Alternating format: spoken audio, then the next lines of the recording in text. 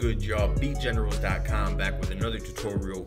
In this tutorial, I'll be covering a Playboi Carti type sound. A lot of you guys have been asking for this, and with the whole wave of success for Magnolia, I thought this was a good beat to cover. I basically was aiming to create a beat that had a laid-back trap type vibe with a higher BPM and a slightly more organic type bounce. So I'll be breaking down the full process for you guys in this tutorial. Before we move on to the tutorial, I just want to let all my VIP members know that the premium Hit Boy kit will be free for the next 4 days to download and 50% off for all non-VIP members. The reason I'm doing this is because a couple days ago I saw a picture DJ Mustard posted on Snapchat of himself in the studio. After looking at the picture, I noticed that he had the BeatGenerals Hit Boy kit on his screen, which was awesome to see.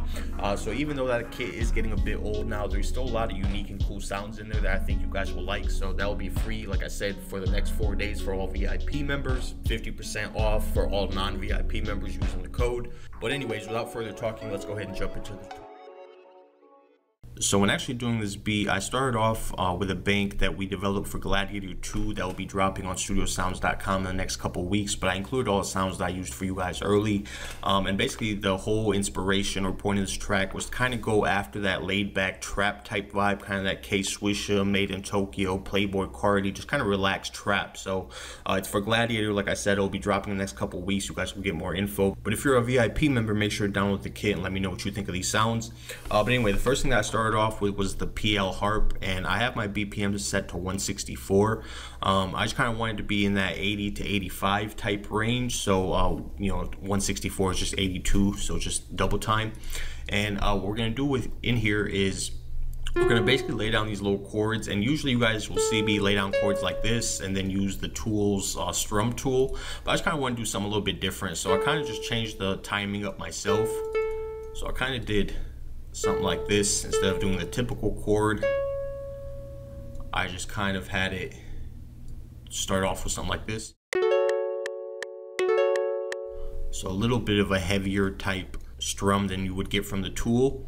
And then the second chord, I just dropped down to the C sharp. And the reason I picked the C sharp, or to build a chord off of C sharp, is because that's actually the 5th note of the scale of the F sharp minor. So you have this. So this is the 5th note. So usually the 1 to the 5 is a nice kind of dramatic type change, and then if you use the 6th note for the next chord, it can usually give you a nice kind of lead up or kind of a run around back to your 1. So I don't think I mentioned that in previous videos, but that's a chord progression I like to use, just a 1-5-6. Real simple, especially for these kind of tracks. And anyways, what I did there is kind of do the same thing, just use my chord and just kind of strummed it out this way. So you just have a C sharp, E, G sharp there. So we have something like this right now.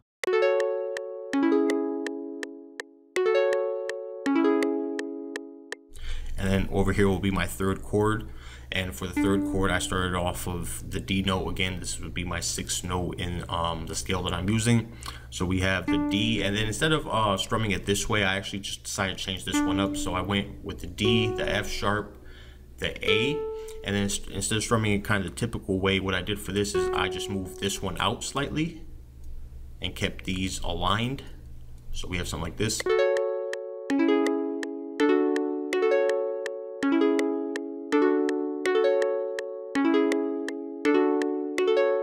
Okay, and let's go ahead and just hold Control and Shift. First you hold Control and then you hold Shift. Let me just be clear on that. Don't hold them at the same time. Control to go ahead and select it, and Shift just to drag it over and paste it. So these are the chords I started off with. Every time I start with chords, or once I have a cool little progression down that I like, the next thing I'll do is I'll kind of start looking for a kind of a melody or a top line or something like that. And usually from that top line or whatever I do there is where I'll start getting an idea of like, okay, who could I hear on this beat? And that's usually when I kind of get the inspiration of, or I guess when it just becomes easy to me, once I kind of find a lead line or a melody line, a top line that I like, and I start hearing an artist on it. From there, I just kind of zone out and I start working on that idea until I get it to where I like it. So let's jump to the next section. I'll show you guys the actual lead line I came up for on this track, or the melody line I should say.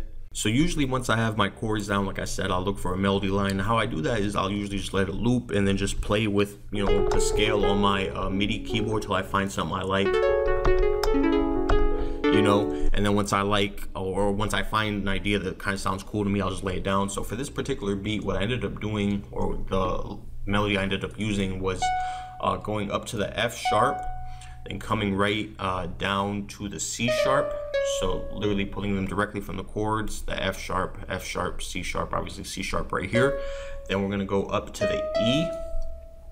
Again, E is the middle note over here, so whatever scale you use, just use the middle note of whatever chord you used for your second chord. Then we're gonna drop this down to a C sharp. And again, I'm sure you can see it directly from the chord again, C sharp. Then we're gonna use the A. And the reason I'm using the A, this is just something that I usually like to test out between like notes. I'm kind of a visual person, so like let's say if I'm going down to this note or whatever, I'll usually go a note up in the scale, then come down, and then it'll be kind of like a smoother transition. But sometimes if I want something to kind of transition over, but I don't want it to be quite as melodic, I'll just use one of the notes from the chords directly before the chord comes in. So it could have been the F sharp or the D note, but that's just kind of what I do. So when you actually add these in so far, this is kind of what we have.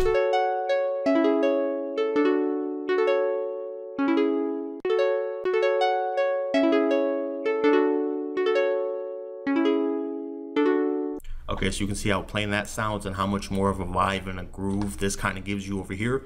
And then I just kind of felt like this little last chord over here was a little bit bare, or just needs a little bit more character. So whenever I feel like a chord is kind of too plain, I'll just experiment adding, you know, 6th, 7th, 7th notes on top, things like that, or just directly experimenting with the scale. Like I'll add the note directly next to it and just, you know, keep moving it up until I find something I like. You're just kind of experimenting and just seeing kind of catches your ear.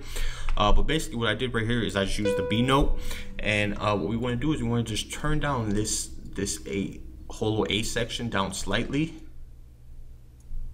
Okay, so we have something like this right now in the first section. And I thought this sounded good. This is what I initially had.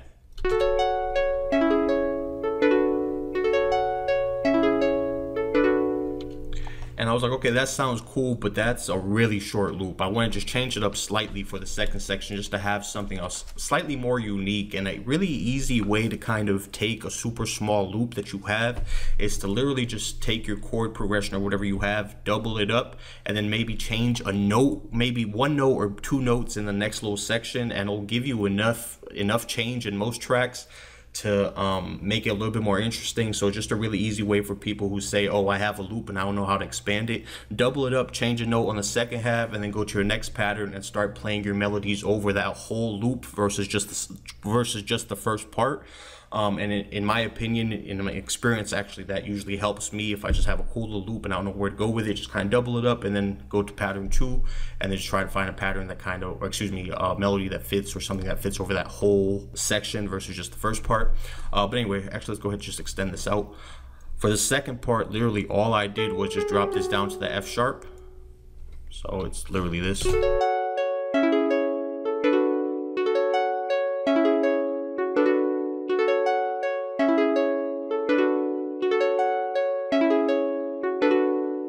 A super slight difference, but in my opinion it sounded good. It was enough differentiated, and it just gave me a cool, relaxed type vibe. So it was kind of the start of the whole track. So let's jump to the next section and I'll show you guys what I did from here. So the next sound that I picked in here is called the PD Cold Voices, from the same bank that I told you guys about earlier. And I use this sound, you guys will hear in a second what it sounds like, but it's just a light, airy, almost choir type sound. So it just kind of fit cool in here and added a cool melody to it. So what I did is I have pattern 1 laid out in my playlist, and then I have pattern 2 basically stretched out the entirety of the 2 loops basically, versus just, you know, doing this, which is what people will get stuck in, getting stuck in making these little loops and never really progressing to the whole, you know, whole song format, and that'll kind of mess them up. So if you're a person who gets stuck, or you just have a cool loop that you want to expand, the way I do it is I just lay it out on the playlist like I did, like this, like I said. Sometimes change it up in a second, sometimes not, and then I'll just play a melody over the whole thing, or a different melody over the whole thing, versus just having a loop. So the notes that I played in this are really simple. They're basically just 4 notes. Let me go ahead and just lay these down. I'll show you guys what I played.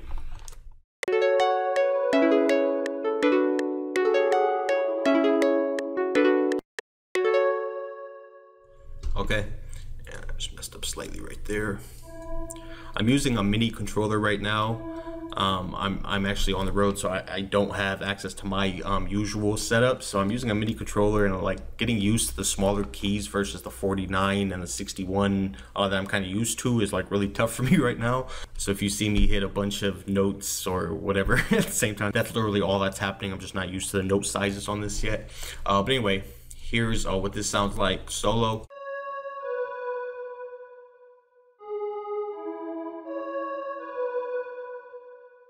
Okay, so we have something like this, and like I said, most people will just kind of go for something like this, or a lot of people that mess up. But by simply expanding that with 2 more notes, you just have a cooler loop that just sounds more interesting and isn't going to be as repetitive, so it's easier to actually lay out the structure of the song.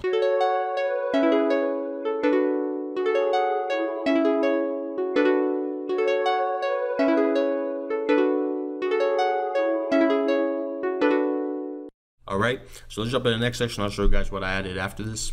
So now this next sound that I'm going to be using is it's actually a chord hit from our top shelf bank from studiosounds.com.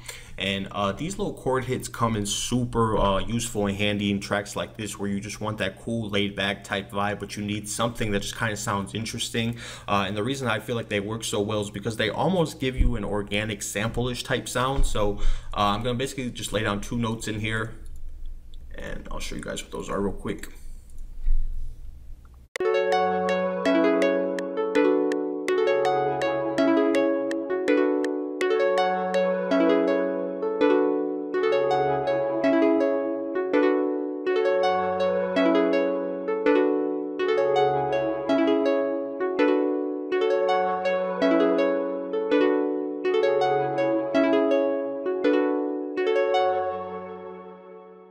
Okay, and I'm just gonna go ahead and just slightly turn everything down, just so when I add my drums, it's not gonna clip crazy for you guys in the next couple sections.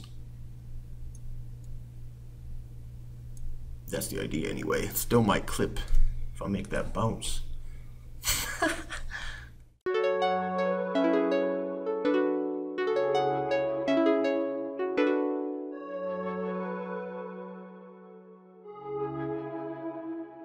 Okay, so that's what they sound like solo when you add this to it.